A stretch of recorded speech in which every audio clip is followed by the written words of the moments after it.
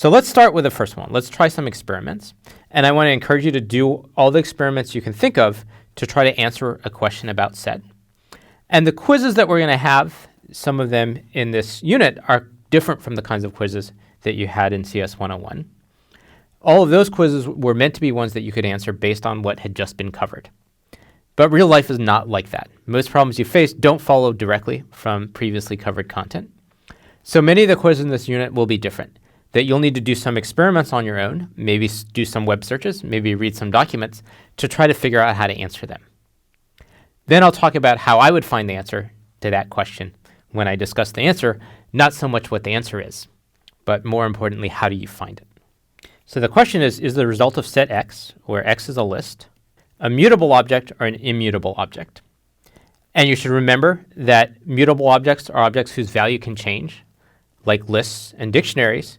Immutable objects are objects whose value doesn't change, like integers and strings. So what's the result of set X?